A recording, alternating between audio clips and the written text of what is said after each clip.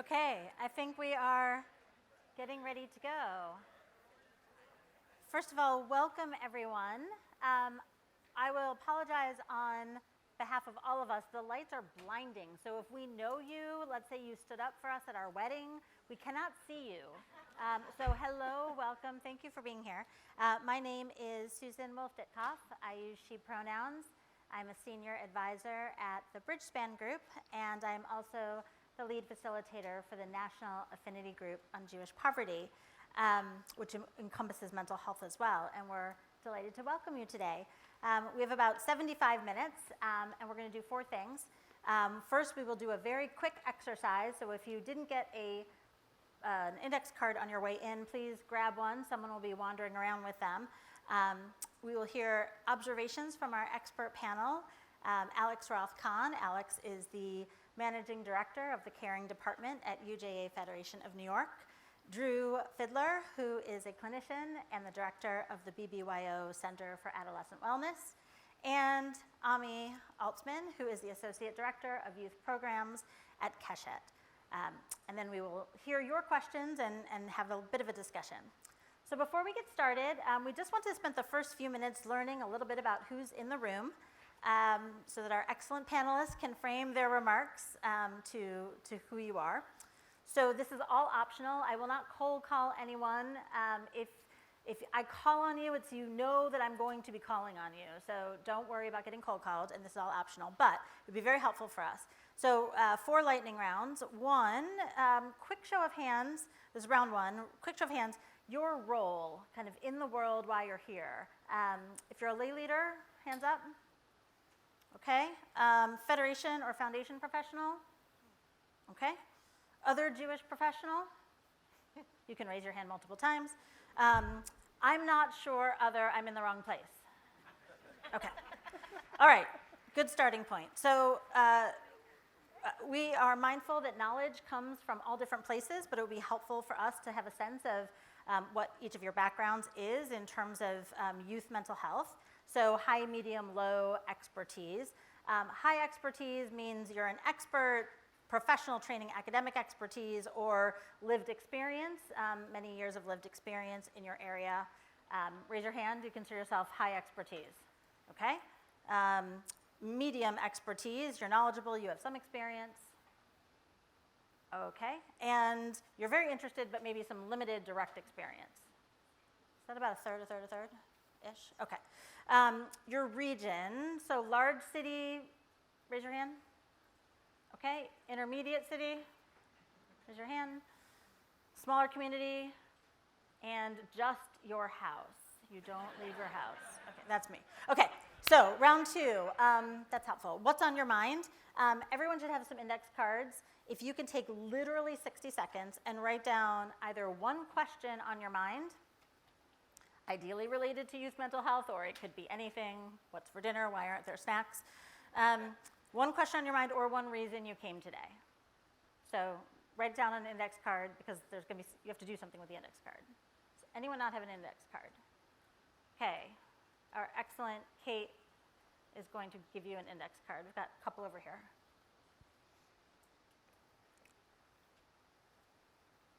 So one question on your mind, one reason you came today. Kate.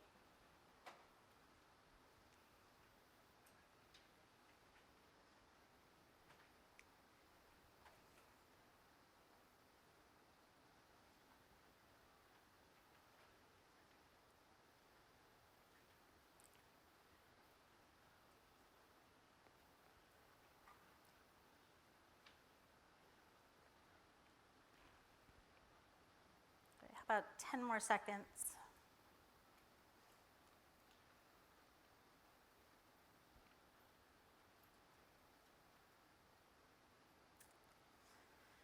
All right, turn to a person next to you and share your idea of why you're here and what you're hoping to get out of this.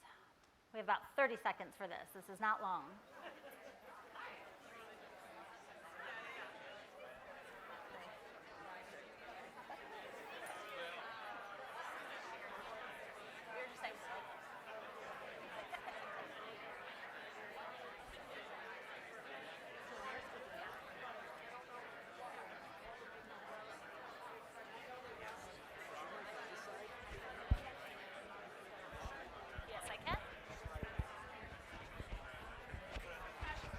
Okay, if you haven't switched yet, please switch.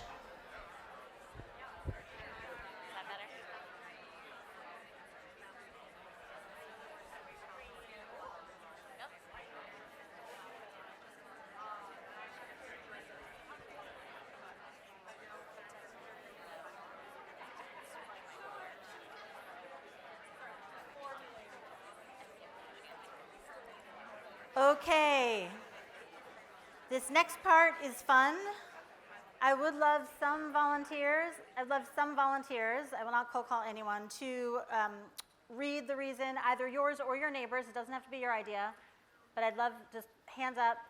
Just love to hear from a couple people. Yeah, thank you. For me personally, it was kind of twofold. Is it acceptable to apply Jewish values in my clinical approach? And with that, how do I avoid faith-based counseling without like enacting trauma? Is it okay to apply Jewish values in clinical approach, and how do you apply faith-based values without Like getting into like religious trauma. getting into religious trauma? Okay, good. Yep. We're over here talking about how do we take care of not only the clients we're serving, but the people who are doing the serving who are experiencing as much trauma themselves with what's been going on in the world. Great. How do you take care of the people we're serving and the people who are taking care of the people who are taking care of for serving? Yes. What can we do to support Jews of color who are LGBTQ plus youth? What can we do to support Jews of color who are LGBTQ plus youth? Two more. One more softball. What's a good topic sentence to encourage a workshop for high schoolers to come to, as opposed to something heavy and oppressive that brings forth? How do we get teenagers to show up? What's a good topic sentence? Excellent. Last one. Oh, we've got a couple more. Okay, please go ahead. I'll just say, like, our community is in our second year of a big campaign, a mental health campaign for young adults. So I'd love to hear how we should be spending the money. All right. How should we be spending money? We're in our second year of a campaign for young adults. Go ahead. Yep. I'm here sort of as a lay leader and Jewish parent, but my question is, like, mental health is it that we're talking about it more? Are there more issues and problems with Jewish health, or is it become, more fashionable to talk about it? And, are there times when we just, as Jewish parents, it's hard for us to tell our kids to, like, rub some dirt in it a little bit? All right, tough love, or what's going on? Is this new more, or is it different? Let's do one more. There was somebody right in front of you, I think, who had, was that you who had, okay, go ahead. Okay. Well, this kind of ties into that question because I think there is a mental health crisis with young adults in this country, especially post-COVID. How do you get parents to buy into the fact that there is a problem and to get them to buy into programming? Okay, how do you get parents to buy into the fact that there is a problem and then into programming? Anyone else have a burning thing they have to say now? Okay, otherwise we'll circle back. Was that helpful? Very. Oh yeah. Okay, 100%. excellent. All of your questions will be answered fully and completely. That's not going to happen. But I am going to give our panelists a minute to digest and react to your thoughts. In the meantime, I'll just say a couple quick things. I'll start with a story.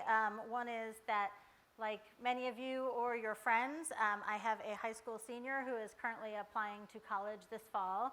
At the same time, I have been a school board member for 14 years, so I've been kind of on this roller coaster for a little while. But if anyone's had access or been anywhere near a family or a senior applying to college any time recently in the past, okay. So it's this difficult time, as it always is. And at the same time, when I was a school board member, I was very honored to chair our district's remote learning and reopening task force. So our town had some $45 million to play with from ARPA and deploy in different ways. And one of the questions we had to decide was about mental health. So I spent a lot of time on this over the past few years.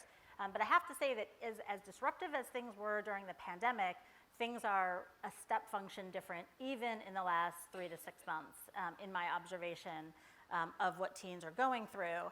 And so just thinking back to when I was applying to college, some of you may have applied to college as well.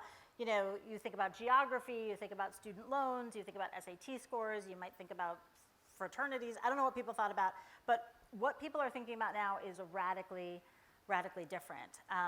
Over the past few months, I heard one senior talk about how choosing colleges had to go by state, and it was based on who the governor was, and who the governor not only was, but the governor might be. So these were teenagers who were watching governors' races in states they didn't live in to think about how that might affect them in college. I'm seeing a lot of nodding heads. I heard a young man discuss choices about where to apply to college based on that state's abortion laws, because this was a young man who was going to be a heterosexual teenage boy in college and cared a lot about what the abortion laws were going to be in the state where he was attending college. I heard a LGBTQ plus teenager scratch off entire states and regions of the country because of anti-trans legislation, because of likely anti-LGBTQ legislation coming down the pike. So I have to say, when I thought back to my teenage conversations, it seemed a little bit naive, a little bit like woebegone compared to what teenagers are thinking about now and what's weighing on their minds. And I will say that one of the other roles I play is I am an affiliate faculty at the Ariadne Labs at the Chan School of Public Health at Harvard. And one of the things that is coming through a lot in terms of innovation is how to scale public health innovations, specifically around mental health, through the channels that we already have. So one of the things I was so excited about this panel, and I was bragging about this panel to them, was because we've had so much infrastructure here, and there's so much that's already built out. How do we take mental health interventions and scale them through existing infrastructure, existing community organizations that are already on the ground, and how do we support our frontline workers, similar to the question that was just raised, specifically with respect to, you know, teachers, paraprofessionals, teen coordinators, Hillels, directors, camp counselors, so many others who said, like, I was not trained as a mental health professional, and yet I am getting all of this coming to me. I don't know how to deal with it, and at the same time, I'm dealing with all of this on my own. So it is a bleak picture, and many of you probably have experiences this was as well, but I think one of the things that we really thought a lot about was making sure that this was not a bleak panel, that this panel was focused on what are ways not to sugarcoat anything, and certainly not to kind of portray any sort of false hope, but what are things that are actually happening, actually working on the ground now, scaling through existing infrastructure or new programs, new innovations through existing infrastructure, or just new infrastructure to do what we need to do. Because like many of you, I mean, even just looking at the Washington Post and the New York Times when I got on the plane this morning, I saw young people on TikTok are self-diagnosing mental health crisis. I don't know if you guys saw that one. The rising tide of global sadness, how to help someone living with depression. This group might save your LGBTQ plus kid's life. That was 10 pages in the Washington Post.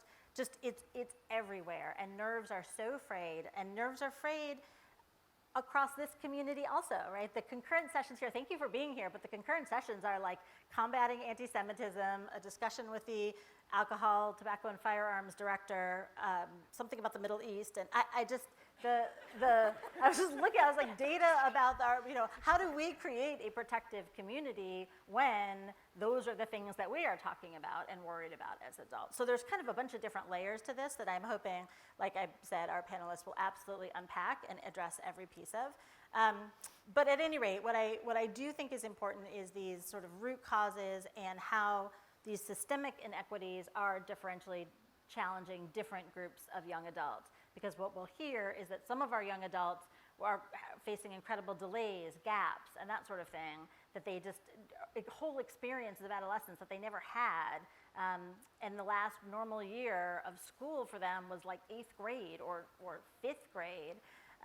And we have other groups of adolescents who are growing up way faster than they ever thought they had to grow up, because they are providing food for their family. They are, holding down jobs. They have a sick or a relative who's deceased. They are doing childcare while doing their own homework, while dealing with a sick parent. And so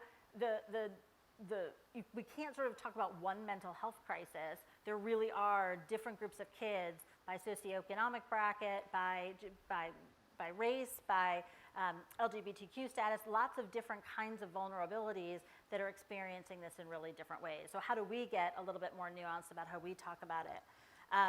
I will give one example now, and then I will turn it over to our panel. One which you may know well is, or you may not, is Be Well, which is the initiative of JFNA in partnership with NJHSA, the network of Jewish Human Services Agencies. The CEO, Ruben, is here. I didn't tell him I was going to cold call him, but I reserve the right to at all times. Okay, thanks.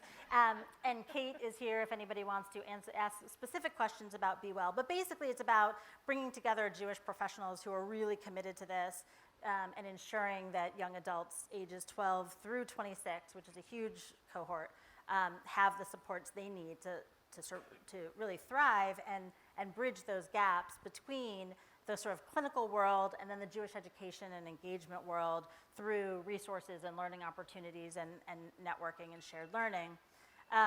The one thing that I would also point out about that is that we will have people in this room, I hope, from multiple Be Well communities. I believe Boston is here. If they're not here yet, they will be here. Madeline? Excellent. Madeline's here. And I know others of you are in communities where you're doing different pieces of this work. And so I would hope and expect that you will raise your hand and speak to that when we kind of get to the conversation. But I do think it's really important that different voices from different parts of the country and different constituencies speak up because each of these different groups is facing different kinds of crises. So with that, I will make one final observation and then turn it over. We talked a lot about how to have this panel and have this discussion in an authentic way and an inclusive way. And we know, well, we suspect that many of you did not come here to hear our personal political opinions, although we each have them and we are happy to share them, I'm sure, at some other point.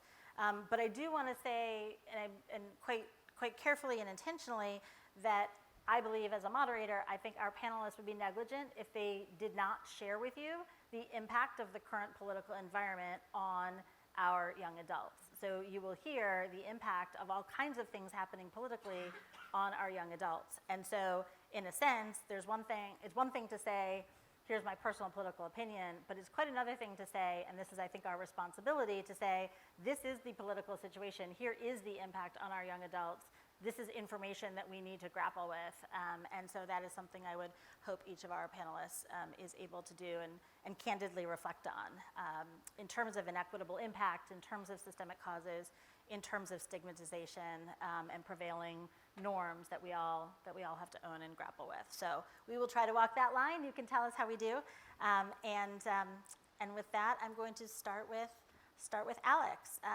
Alex, just so you all know, and if she doesn't mention it, you should ask her, she wrote an article a while back, For Social Work to Work, people need to know they belong. So hopefully she will bring us those lessons in addition to stories of what's happening in New York and how to understand this from your seat. Great, thank you. Let me just say I'm so happy to be here. It's really wonderful to have engaged in a plenary with over 1,000 people and to sit in a room with folks that I don't know, and I'm looking forward to the next few days and just hope the world rebounds for all of us. So some of us will say that we're now living in the long tail of the COVID pandemic and that it's filled with mental health crises left and right, and others might say we're in a mental health endemic, a whole new form of a pandemic. Personally, and I think we heard in some of the comments prior that there was a crisis underway well before COVID. COVID magnified in real clear ways what so many youth have been struggling with. And undoubtedly, the challenges of the pandemic, being in lockdown, seeing so much death, seeing the struggles of their parents financially, that crippled an already really fragile set of youth.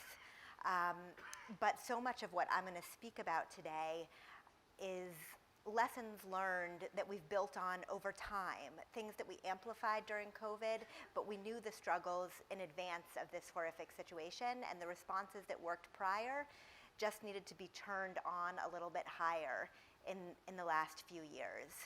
Pre-COVID, UJ Federation of New York, where I work, was allocating on an annual basis approximately $25 million. That's both targeted and unrestricted monies to address mental health in children and adolescents and young adults. And during the pandemic, until this moment that we're in right now, we've increased our work. We're funding full-time psychologists in area day schools to address mental health needs on a day-to-day basis.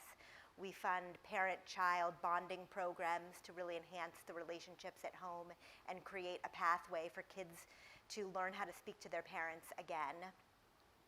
We're funding youth movements and after-school programs and a whole host of interventions. And we do these things in places where the Jewish community naturally congregates, whether that be synagogues or day schools, community centers, community-based organizations, Starbucks and Barnes & Noble, and Hillel's. And what I'm really going to speak about today is our work on college campuses. But I mention all those institutions because I think the work and where it takes place is really part of the intervention. When you provide social services in any of those settings, Hillel obviously, and that once again will be a focal point of my remarks, but any of those institutions that has Judaism on the front door or neighborhood setting on the front door, it both reduces the stigma around the issue. It sends a message. If you're buying a book or getting a coffee, you've got baggage just like all of us. And if you're going into a Jewish institution to meet with a psychologist, well, that's what Jewish institutions do. They meet your needs. And I think there's really a fine line between providing for the necessities of one's neshama, their soul, and inspiring their neshama. And we really enable institutions to be their fullest selves when we equip them with the resources to meet people in their full set of factors, to say all of your faculties matter to us. If you are not whole, if you are emotionally broken, if you can't eat in this moment, or you're nervous about when you're going to eat next, there's no way that we can sit down and inspire you with an Israel trip. But we care about doing all of those things, and they're all equally important when we think about raising whole and happy Jewish young people and Jewish young adults.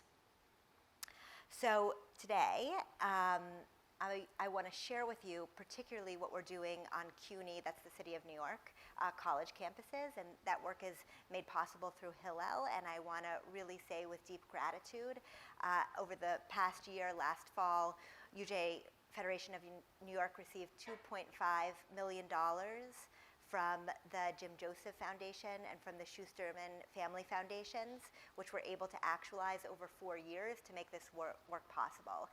And it's really with gratitude to those foundations for enabling us to be on this path. So just to give you a sense, pre-COVID, as I said before, all of our work builds off of what we already knew.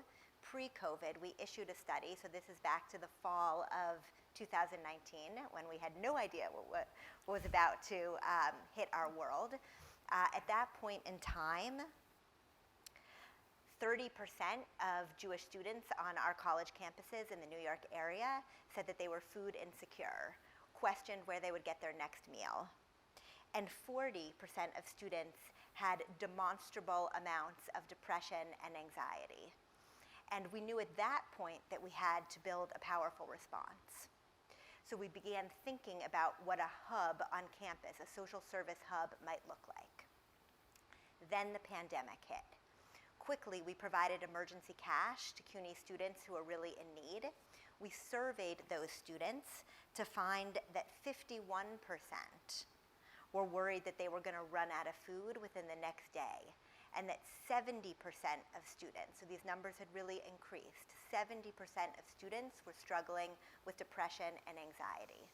And so we went full force ahead, and we created what I referred to as a hub, and you can take some of the marketing materials as you leave, and you'll see how they market both a Shabbat experience that's one of healing, engagement program, a regular Hillel group and activity as one where you can receive a myriad of support to fill your body with nourishment and to fill your spirits with something aspirational and positive. So the hub consists of 3 primary interventions. They're located on 4 CUNY campuses within their Hillel, and they enable students to access a digital food pantry That means that students go on a touch-tone screen. They're not actually engaging in a pantry. They're not receiving a package. They're not going into the walls of a food pantry facility, but they're on a screen. They're on an iPad, and it's incentivized by healthy choices. So if you choose whole wheat bread on this app, you're going to spend fewer points that are allotted to you over the course of a month than you will if you purchase white bread. You can purchase potato chips and cookies if that's what you want, but they're going to cost you a bit more. The system incentivizes our students to choose vegetables and protein and fruits. And in real time, the orders are packed in a fulfillment center that is primarily in the heart of Manhattan, focused on getting product to area Hillels. That's their main charge. And orders are placed daily and made available at the Hillel when the student chooses to pick them up. So there's a discrete refrigerator that's in the Hillel office. It's available in a private room. And when students say, I'm going to pick up my package at 9 p.m., the Hillel is going to be available for that. If they're going to pick up their package at 6:30 a.m., it's going to be available, and no one else is going to see, and they're going to get what they selected. We also are providing intensive employment services, recognizing that so many students, if you're not aware, the CUNY system in particular, when you think about the Jewish community, is serving first-generation English speakers, a lot of immigrant students, students who were working a second job or a first job while engaging in their studies pre-COVID, and many of them carried the economic burden during the pandemic. So we provide employment services so that they can take their resume at its earliest stages and try to access the most significant opportunities for career development in the New York area. We marry them, well, we don't literally marry them, we match them, but sometimes we say marry, with UJA Federation lay leaders who are in various industries, and they're able to open doors for our students to create a career pathway and to enable people to graduate with a stronger resume than they might not have. And finally, through Jewish Board of Children and Family Services, we have full-time psychologists now on staff in the Hillels. You either have a social worker or a psychologist, and that individual is there and available almost 24 hours a day, almost 7 days a week. Basically, for the full gamut of one's experiences during the week, they're able to access, either through individual counseling or through group support, a whole set of resources. And we do this, again, so that people they don't see their Hillel just as a place for a Shabbat meal, for a kosher snack, for a discussion about an upcoming Israel engagement opportunity, but it really has become a place that takes care of your whole body and your whole soul. And through those interventions, Hillels are engaging more students. And so it really works in a cyclical way. There's a lot to say about the political climate. Maybe I'll save that for later. It is certainly a reality that infringes on the mental health and well-being of our kids, and welcome the opportunity to talk about it throughout. Thank you, Alex. Super. Yeah. Drew. Hi. So hello, everyone. I'm Drew Fiddler. I'm the director of the BBYO Center for Adolescent Wellness. And it's, I think, similar, Alex, to what you were saying. You know, when I came on board in 2019, it was because we were noticing a rise in the mental, emotional, social health needs of our teens. Right? That was one of the reasons I came on board. I came to BBYO, and the idea was to look internally and then be able to offer our services out externally. And to answer the question that came from the audience, you know, I had 2 phone calls from camp directors this summer in the course of what I do that I think highlighted, you know, is this a real challenge, or are we, in some ways, you know, are we looking for mental health more than we were before? So a camp director calls me, as they often do in the middle of the summer, and I pick the phone, and you know, she starts to talk about the issue that they're dealing with. There was a peer-to-peer incident, and this is happening, and what do we do next? And as we're talking, I hear in her voice there's something else happening, and I say, what's going on? What else is going on? Are you okay? Right, which is, I'm a social worker. I ask this question a lot. Are you okay? Is everything okay? My husband's ready to kill me with that question. But, you know, I said, are you okay? And The camp director responds to me, no. If it was one thing, if it was just the behavioral challenges, if it was just the mental health challenges, if it was just the staff challenges, right? If it was one thing, I could handle it. But the myriad of issues that we're seeing at one time is just far and above beyond what I ever thought my job would be. And I think as I listen to that reflection, it is what we see on a regular basis, which is that, even prior to the pandemic, we knew half of all mental health challenges begin by age 14 and 3/4 by age 24. We knew that this was an issue. And I think what we've seen is that COVID poured gasoline on a fire. That we're seeing a lot of controlling behaviors, whether that's disordered eating, whether that's self-harming. We're seeing it across the teen population in that way. And why do we control? We control, or we exhibit controlling behaviors to make up for a lack of control in other places, right? And so it's not unusual that these would be the types of mental health challenges that we're seeing in our population today, and in particular in the teen population. We have seen also, just a lack of ability to take up the leadership positions, to be able to be in the position that we thought our teens have been previously. They've typically been able to separate from their parents, go on an Israel trip, go to camp, do these things, and now it's a very different population because they haven't had that opportunity to be separate because, as you were saying before, right, for many 10th graders, when we think of the last time they were in a normal school environment, they were 8th graders or 7th graders. And so this leap that has happened and this shift, while they have maybe gone through puberty, they've gone through the physical changes, but the developmental and social feedback they need to make those leaps hasn't necessarily been available to them. And so as we look at, right, all of those different pieces, there's also the piece that is expecting our kids to perform at these levels that they did before. And the pressure that they have and the pressure that parents feel, right? Well, if my child doesn't succeed at this, they're not going to get into a good college, they're never leaving my house, and I'm stuck with them forever. I'm kidding, by the way, it's okay to laugh. Right? Your child will not be stuck at home forever. And for many kids, they will come out the other side of this okay. Right? I don't want us to think that this doesn't mean that our teens are doomed to a lifetime of mental health challenges. But the mental health challenges that they are going through are very real. And so from this other camp director, I did say there were two, right? The other camp director says to me, how much focus are we giving on mental, emotional, social health that is true mental health challenges versus normal development? And I think as we look at the pressure within the Jewish community to succeed, to grow, to do, right? Whether that is from academic, whether that's leadership, whatever that might be, that we do see some of this is normal development. Some of it is our teens getting back to normal, pushing boundaries, being able to understand who they are in relation to the environment, and being able to push those boundaries. And some of that is them needing to experience stress.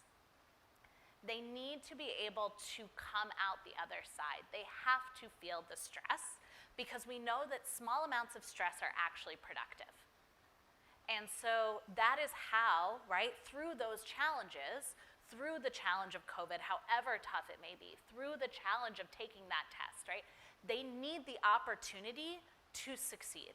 They need the opportunity to individuate, to differentiate, to take that path so that they can have that confidence, that faith in themselves to be able to do so. And so a huge piece of this right now is both that developmental challenge and the developmental place they're supposed to be versus where they are and that stunting that we have seen. But that doesn't mean they can't get there.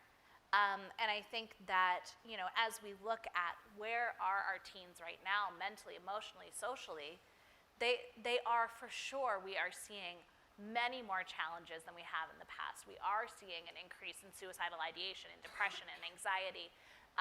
We need we do need qualified professionals to be able to support them, and they need the peers, they need each other to be able to find that support. And so when we think about what is working these days or what is going to help, right? Being in school matters to our kids. Being in these places where they can get that developmentally appropriate feedback, that individuation, where they can have that moment to take that risk, that healthy risk, that appropriate risk, right, that they should be taking at this age. As well as when we think about what do the institutions need to be able to support them? What do the professionals need to be able to navigate this? Empathic strain is real, right? It is real that as professionals, it is hard to do this work and to show up every day and to continue to feel like you're fighting this uphill battle. And so, right, our organizations need the policies, they need the procedures to be able to understand what's in front of them and make change or be able to respond, as well as the teens need that supportive community. They need each other, and they need the skills. They need to know how to recognize my friend is struggling, and they need to know where to go for help. 80% of teens are going to turn to their peers first. And so how do we put the skills in kids' hands to be able to recognize a challenge before it becomes a problem? Because there is typically a 10-year gap between when someone first identifies signs of a mental health challenge and when they actually get help. And so how are we putting the skills in hands so that we can cut that gap down and truly be able to get help early, which we know leads to better outcomes for our kids. Thank you. Yeah. Hello, my name is Ami. I use he and him pronouns. I'm the Associate Director of Youth Programs at Keshet. I want to start by actually talking about two short conversations I had with teens in April of 2020 when we at Keshet and like everyone else here were relegated to being on Zoom. And I had a conversation with one teen who was having a really hard time, who was actually joining the Zoom call that we were having from the closet in their bedroom, because that was one of the few quiet places that they had. Because they were really struggling because their parents were not supportive, they were not using the pronouns that this teen wanted them to use. Whereas in school, which they were not able to go to anymore, they had supportive teachers, they had a supportive friend group. Almost exactly a week later, I had a conversation with a teen who went to school about 30 minutes away that was the exact opposite, who was absolutely thrilled to be at home and stuck at home, because home was where they had a supportive family, supportive parents and siblings, and a tremendously unsupportive school environment where they did not have access to a bathroom that was adequate for them, that affirmed their gender identity. They did not have teachers that respected their pronouns. And those two phone calls a week apart really, I think, speaks to some of the very uneven effects that the pandemic has had specifically on youth in general, but specifically on LGBTQ youth, which is the population that I work with the most. And for a long time, we have known that LGBTQ youth are going to experience adolescence differently than their cisgender and heterosexual peers, and that their priorities will be different. For example, in a 2020 survey that came out by the Human Rights Campaign, they asked both LGBTQ and non-LGBTQ high school students to rank their top concerns. Non-LGBTQ students were much more likely to rank academic pressures, extracurricular activities, college applications as their top stressors and concerns. LGBTQ youth are much more likely to rank, will my parents accept me? Will I still have friends when I come out? Will I be bullied in school if they know that I'm LGBTQ?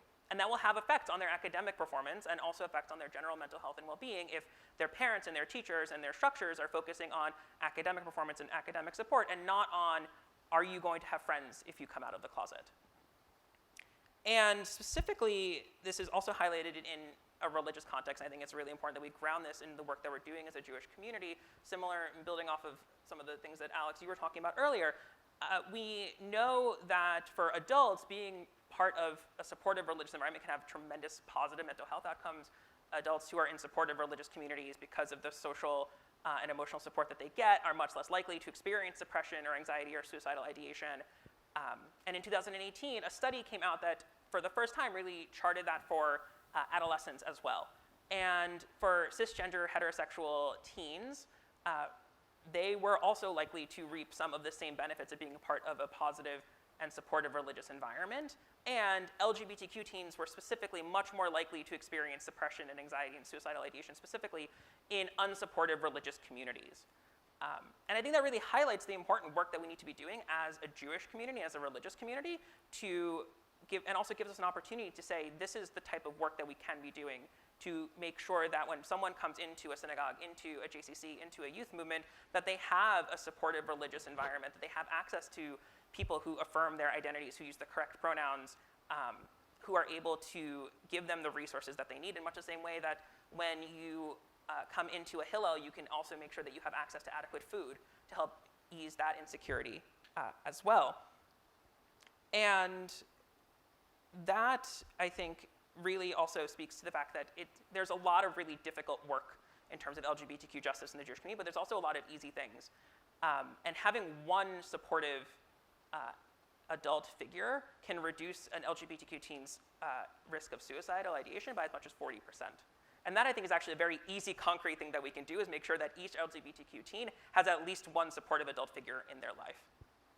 And that's especially true now, as we are seeing currently in the last 2 years, and last year specifically, an unprecedented wave of attacks on LGBTQ youth and their access to affirming healthcare, their access to affirming mental health care as well in states like Texas, where trans teens are worried that they're not going to be able to talk about being trans or non-binary to guidance counselors or school psychologists or their parents or their pediatricians, as well as education and extracurricular activities, things that also provide support.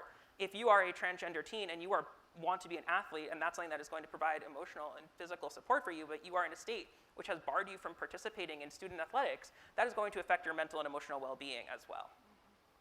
And I will also say that something that I have seen at Keshet is that this affects teens in states where those laws are being passed very directly. I have teens who took time off from school to support their friends because they were scared when Texas enacted a policy that required people who worked with youth to report if they heard of someone who was trans or non-binary, if a student or a teenager came out as trans or non-binary to them. And also teens who decided to not start college this past fall because they were in states where they were worried about their access to abortion or the policies and the laws that were being passed or that might be passed, and are instead taking a year off to work so that way they can reapply to colleges right now in other states across the country. And I also want to say that I think that is something that has happened in the last year, but is not of this past year alone, and this has actually been true for many, many years, is that the last 5 to 6 years in particular have really dashed a lot of the optimism that a lot of LGBTQ youth had up until that point. The years when marriage equality was passed in 2015, when DOMA was overturned a year before that. The last couple of years in general have really been times when we have started to see unprecedented attacks on LGBT youth by politicians across the country, and those are now translating into policies and laws that have really changed the optimism that LGBTQ youth once felt, that things were continuing to get better, and that's not a thing that they feel as a given anymore. And that affects teens who live in states where these laws are being passed and these policies are being put into place, but also their LGBTQ peers who are in states that are not seeing those laws being passed or debated, because they're seeing their friends online or they're just reading the news and seeing people like them, and that if they happen to be born in a different state in the country, they would be feeling things very, very differently, and that does affect LGBTQ teens across the country as well. And a lot of my work is focused not just on helping them address those needs, but also giving them the tools and the space where they can grow as leaders and see themselves, see their LGBTQ Jewish peers in positions of leadership, and also LGBTQ Jewish adult role models in positions of leadership as well. And something that we often talk about is when we create youth-led programs, me and my colleagues often refer to it as metaphorically as a sandbox, a place below which there's a floor by which you cannot fall, where failure is contained, but you can build things beyond that, where if you are planning a program for one of our Shabbaton weekends, the worst thing that happens is that no one shows up. And my job there is to help you process that and to help you figure out why that happened and to help you through those emotions, but that's actually the worst thing that will happen. And that's not actually like the biggest failure. And to help actually give them the tools that they need to deal with failure, to deal with that stress, and that has become increasingly important.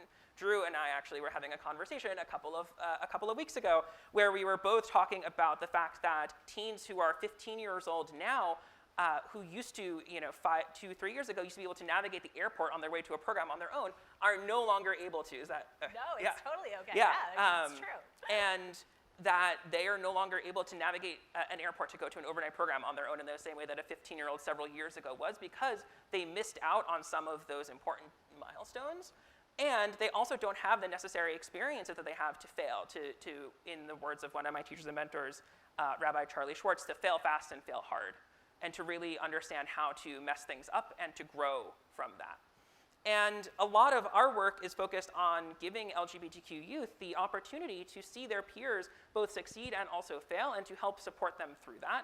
And that started because LGBTQ Jewish youth, by being a niche within a niche, one historically marginalized community within another historically marginalized community within this country, don't always have access to peers and adult role models who have these shared identities. And so gathering them together and giving them this space was increasingly important. And also, especially now, especially as we are seeing adult staff dealing with mental health struggles, adult staff navigating the political realities and their own political opinions and struggles with what's going on in the world and so much more, giving adult staff the opportunities to say, what can I do? And also, how can I place the teen in the driver's seat? How can I give them as much agency and dignity as possible? So that way, when we're having this conversation, they're able to drive and direct the conversation forward about difficult topics, about anything from sexuality and gender to the current political reality. And a lot of my work now is not just focused on working with teens, but also working on focusing with our adult staff, most of whom do not have a clinical background, including myself, but helping them figure out, how do I have this conversation? How do I do the prep work that I need to do in order to make sure that when I'm having a difficult conversation with a teen who's experiencing some sort of crisis, that I'm able to give them as much dignity and agency and put them in a position where they feel empowered to have that conversation and to drive that conversation and direct it forward. And a lot of that sometimes has to do with figuring out for myself, like, what am I comfortable talking about with teens and what am I actually not comfortable talking about with teens? Either because that's something that I don't feel comfortable sharing, I don't want to share it, it would be unprofessional to share, or I'm not the expert and some other staff member is the expert in the room and I should actually direct that teen to that person instead. And a lot of my work now focuses on helping the other adult staff that I work with piece together what that looks like for them. And that emerged because they did not have, LGBT youth do not have access to role models always in their communities, but I think is also applicable to Jewish teens in general and to teens in general, is to think about, how do we create spaces where Jewish teens have access to affirming role models who have done the work already as much as they can, and that's not always possible to do that all that prep work in advance, because sometimes these conversations creep up on you. So that way, when they're having a crisis, when they're struggling for that moment, they're able to be empowered, they're able to see an adult figure who is pushing them to actually think critically about what they're doing, and also supporting them and helping them chart a path forward. All right, we covered a lot of ground. We answered some of our audience's questions and observations. Just first, thank you to each of you for giving us that light into a few different, just sort of zooming in on a few different segments of teens, communities within our community. I want to ask one sort of bigger question and then a couple of more specific questions. So one bigger question is, the effects of anti-Semitism specifically on youth mental health, because that is applicable mostly across the board for what we're talking about. So that's one sort of coming up. And then zooming into a couple different groups. One is if you can speak specifically to improving the cultural fluency of our frontline workers around Jews of color, around immigrants, around other groups that they may not have identified with themselves. And what are the specific observations that you're seeing and what's working, I guess, specifically what's working, if we can, in enabling those. So either zooming up or getting more specific. Let me start with the first one first, of just sort of anti-Semitism and how that's playing out. Are you guys having observations about that you want to share? I'm happy to start. Go ahead. Yeah, no, please. So if I stay true to my topic at hand, which is primarily young adults on college campuses. We all know, and you don't need to hear it from me, that the college campus very typically now is a place that is alive with anti-Semitism and a lot of anti-Israel hatred. And although the comment was specifically, or the question was rather specifically about anti-Semitism, I want to remind us that that stands right next to young adults understanding that America is now, has a deeper say in the reproductive rights of women and couples in some regard. And that stands right next to the fact that there is a looming recession that just followed a pandemic where so many of our students and their parents felt the deep economic implications in their household. And that stands right next to X, Y, or Z thing. And the bombardment of all of these themes is crippling. You might say it's always been like this. I mean, we could think for decades and count the horrific events that have kind of marked every 3 years, and that's true. But I think what is radically different about the world of today's youth is the impact of social media and the fact that you can never turn off all of the horrible energy that the world is seeking to provide, and the ways that we can be scared out of wit's end by just turning on our phones. And whether it's coming from a peer or from a news feed or from the riot happening down the hall in one's college campus or the environment when you walk onto the street in front of you, it's impossible for our youth to hide, and the safe spaces are becoming harder and harder to locate. So although you asked specifically about anti-Semitism, I want to ground it in so many issues for which the youth are grappling, and the ability to be able to penetrate and give something positive, aspirational, something that they can own, which is beautiful and forward-thinking and unique. It's harder and harder to reach them, and that's why the work, I think, is more and more precious.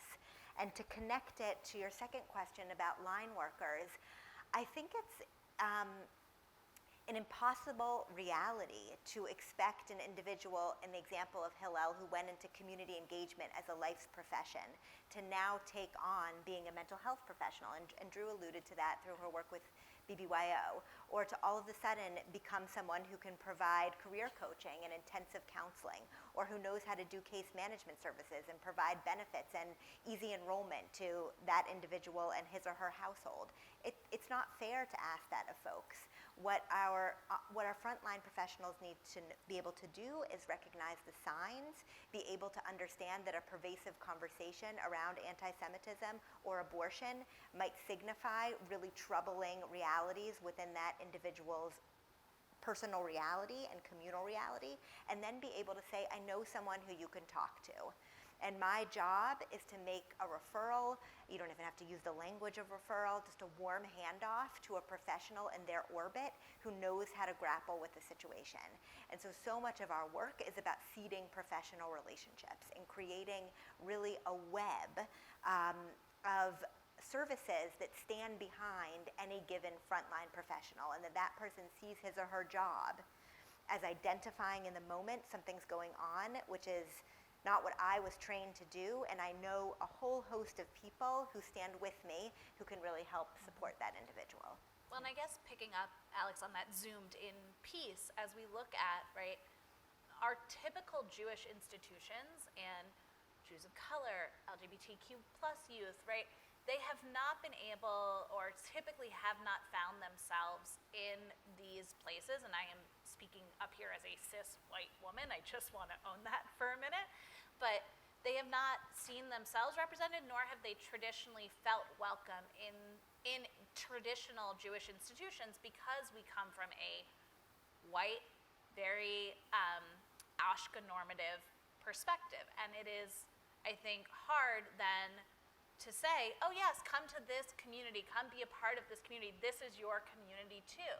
And so how do we approach it instead with cultural humility and accept the things we do not know, own the pieces of who we are and who our institutions have been in order to open the door for what we can be. And I think that that we have to accept we cannot assume knowledge we don't have. And so how do we help our professionals to feel comfortable with that as well? To, as Alex, you said, right, to make the warm handoff in the case that that is, and to seek advice and guidance from the people who have lived experience, who can speak to it differently than we can, and to help change these institutions for the better so that they are places that are welcoming, that are inclusive, that are safe, and where, I think getting to the larger question, right, going back up, as we look at whether it's anti-Semitism, whether it's racism, whether it's the confluence of all of these pieces, right, to be able to create institutions that are safe and welcoming and inclusive also means that we have to provide a space where our teens can discuss the fears that they have right now that are vast. That exhibiting, right, the controlling behaviors I was talking about before and exhibiting those are a reality of a world that is spinning faster, feels more out of control than it did previously. And we want to create a space where they can be together. And that pride of being Jewish is welcome and is okay, and we know plays into their long-term mental health and resiliency by being a part of that community, by understanding their story, their sense of self, and being connected back to their history. And so, I think it's both. We have to take a step back in the places where we are not the experts and say, I want to learn and I want to let someone else lead and be that voice. And it's also giving the tools to the professionals to be able to make that warm handoff if they need to be able to identify those issues early, and to be able to be prideful in spaces that allow them to celebrate with intention and learn how to be themselves in spaces that may not be welcoming. Yeah. I will just say that I have a distinct memory from when I was a teenager of the first time I heard an adult say, I don't have the answer to the question you're looking for. And that was probably one of the most important moments of a lunch period in 11th grade that I had with my 11th grade Gemara teacher at my high school. And I think that's something that I try to bring into my work as well, is that there's actually something really profoundly trust building in our work with teens to say, actually, I'm not the expert here. I'm not the right person to have this conversation with. Let me have that. Why don't you have this conversation with someone else who might be better? And that could be because we're talking about politics and I don't want to have that conversation with you about politics, but someone else I know might. Or it's, we're at a Shabbaton that ends in 7 or 8 hours and you're experiencing a serious mental health crisis and you're going to go home to your home in a state that I don't live in, and we're not going to be able to stay in touch in the same way that we're in this like incredibly intense community together right now. How can I set you up with, how can I help you reach out to your guidance counselor? Do you want to have a conversation with your parents, and helping them identify their support structures that they have in place that are able to give them the support that they need that I cannot give them in those moments. And that is both trust building, and it's also agency returning to teens who feel a lot of that upheaval, who feel that they are very much out of control. And it gives them the opportunity to actually identify where are the adult figures that I can turn to, and also who are the peers that I can turn to, and where can I turn to them. And there's a lot of really bad stuff on the internet. I don't want to denigrate that at all. And also something that has been true for many, many years, and it got much more true during the pandemic, is that we are able to build community online in much more serious ways than we were able to before. And teens are able to seek support from each other. That when a teen who is experiencing a homophobic incident at their public school in Nebraska is able to come to an online program or text one of their friends or join a Discord server and be able to talk about that and process that with a teen in New Jersey, is a really profoundly transformative experience for them. Yeah. And that is one of the few redemptive parts of the internet, at least for me right now, is that was able to happen for two teens that I worked with. And I think that actually goes back to the conversation we were having before about anti-Semitism, is that one of the questions that I still get asked is, why do you do this work as an LGBTQ Jew? And the answer is because there's still homophobia and transphobia in the Jewish community, despite all the work that we have done as a community to the contrary, there's still so much more work to do, and there's still so much anti-Semitism that exists in LGBTQ spaces. And that is really important, is to give LGBTQ Jews specifically the opportunity to have conversations about the ways in which they understand and experience anti-Semitism, and also homophobia and transphobia, and the ways in which they experience those at the same time and also separately in the different communities that they're a part of. And to be able to make sure that they have spaces with their peers to unpack that, to process that, and to do that either online and now, thank God, once again in person as well. Yep. So we have a lot of expertise in the room here as well, people who are doing this work in different communities. I pointed out Madeline and Ruben earlier, there might be others, but I would love to hear from folks in the audience as well, if there are specific things that are working against any of these, either programs that you are working on, programs that you know of that are addressing pieces of this, that would be quite helpful to hear, mostly because I think there is this level of how do we create networks and support systems for our frontline workers and acknowledge sort of each person's positionality and what they can and can't provide. But at the same time, there's also probably a basic level of cultural fluency that we're all not yet at. I can't tell you the number of people who said, oh, thank goodness it's Cheshvan, right? There's no more Jewish holidays. Like, well, actually, it turns out there are Jewish holidays. And Cheshvan, they might not be celebrated in Europe, but they're celebrated elsewhere. Morocco, there are other things happening in, depending on how widely we draw our circle, that I think is a basic level of cultural fluency maybe that everyone has to get to. And I think there are just different ways to attack that and different ways to create general knowledge as well as specific kinds of support. So I don't want to cold call anyone in particular, but I would love to hear kind of what's working out there. Sure, go ahead. Hi, Asher Gillis, eBay pronouns from JQ. Amram, thank you so much for shedding so much light on this. Is there can we get a microphone to him? I know, but it's an equity thing. Let me, you know what, let me give you my mic just because. Would you mind coming up? Sorry, just because it's an equity thing that everyone can hear you. Sure. You're wonderful. Thank you. Hi, Asher Gillis, JQ International. I just wanted to say thank you, Amran, for shedding so much light on what is going on for LGBTQ youth in our community.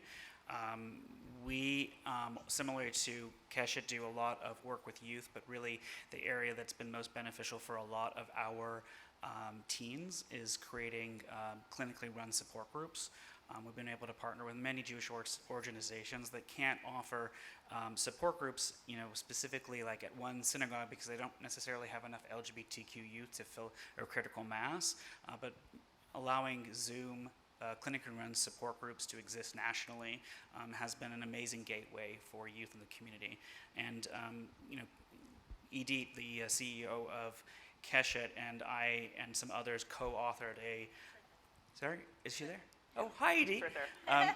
Co-authored a piece last year about what was happening for the youth, or maybe it was 2 years ago, remind me, Edie, about the youth and what they're facing because of COVID. And I have to say, it's been really brutal to see what is going on for our youth and the way they're shutting down. Just to see the number of youth that used to be so excited about life and coming to our programs and then all of a sudden cut off. And also, as Amram pointed out, those that actually gain from the experience of not having to go to hostile environments. We're really dealing with a community that many of them are really suffering heavily. And so the more that we can help direct them to virtual resources, the better. So I just wanted to say, thank you for having this, and also this is really important work, and I hope that we can bring this back to our communities. Thank you. Okay, we're going to turn off this mic and use this one, but I would like to hear from other people specific things that are working.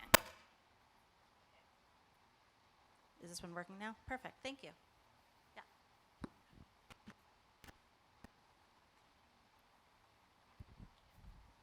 There you go. I just want to say I work for Hillel International, and hearing Alex talk about everything, and I live in New York, it's really amazing, and UJ is by far the best partner in supporting our CUNY campuses. So I just want to say thank you for that. But I also think that oftentimes people think that, that affects our CUNY students, but we have social workers now at USC, at University of Washington, and so you think about these types of campuses where other students are going that may not have those same socioeconomic issues. And it's because our Hillel professionals, as I think was stated above, are not choosing to work for Hillel to address those issues, and they're frankly not qualified to do so. And so I just want to say that that model and that knowing it's on each individual CUNY campus is amazing, but it has to happen in other places. And so we've been partnering with federations and Jewish Family Services, et cetera, to actually broaden that impact. And there's a lot of organizations that are working to do that. And so I just wanted to note that it goes far beyond the CUNY sphere.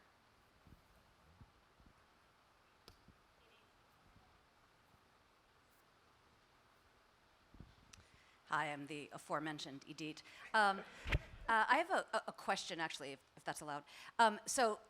Thank you to each of you for your powerful words and powerful work. And it's great to get closer to meeting you, Alex and Drew, and to see you again, Not just Ami. through a Zoom screen. It's great. Yes, You're more than exactly, funny. exactly.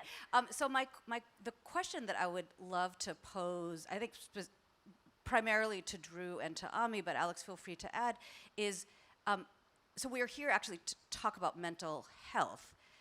Tell us about what is enabling health, because the reality is there's a lot to be worried about. And I think it's a miracle when I see what LGBTQ youth are experiencing in this country, that most actually show tremendous resilience, and most are surviving and even thriving. But there are people and resources that make that possible. It's not just happening on its own. So what's making that possible? I would say one is connection to others, right? So connection to other teens, connection to other Jewish youth, and connection to role models. So using BBYO as an easy example, I would say connection to advisors and to staff that are Jewish and proud to be Jewish, especially as we talk about the anti-Semitism issue. We have deployed across our agency youth mental health first aid training for all of our staff. All of our staff are trained in healthy relationships as well, and all of our teens.